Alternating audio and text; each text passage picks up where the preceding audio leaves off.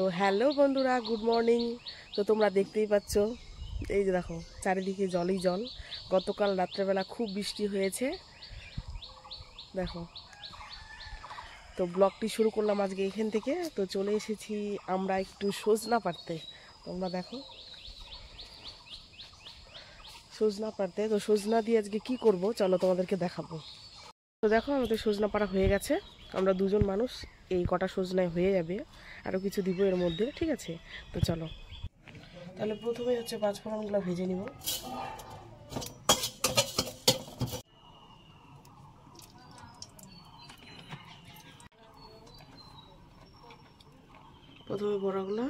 প্রথমে বড়িগুলো লাল লাল করে ভেজে নিব। বড়িগুলো লাল লাল করে ভাজা হয়ে গেছে, এখন তাহলে তুলে নিই চলো। নিয়ে নিচ্ছি আজকে বেগুন, এখানে আছে আলু, পেঁপে, কাঁচকলা, মিষ্টি আলু, করলা, সজনা। তাহলে বেগুনগুলো এখন ভেজে নিই।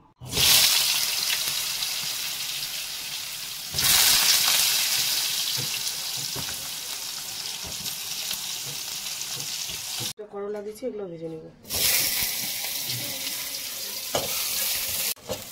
আজকে হচ্ছে শুক্তা রান্না করছি।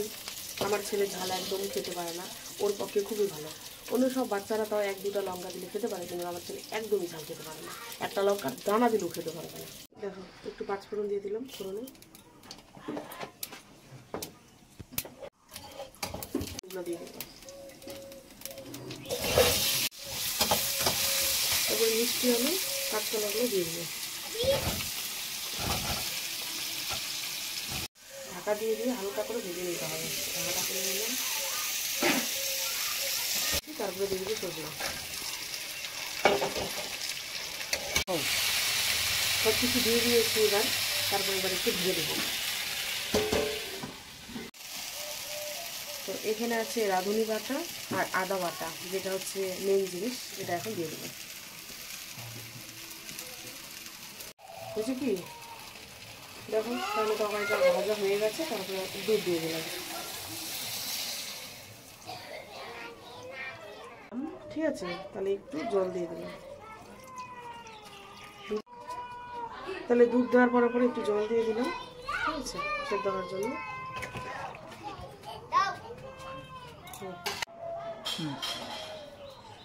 দেখো তাহলে অল্প চিনি দিয়ে দিলাম, পাশে ভাত বসায় দিয়েছি, হয়ে গেলে খাওয়া দাওয়া হয়ে যাবে।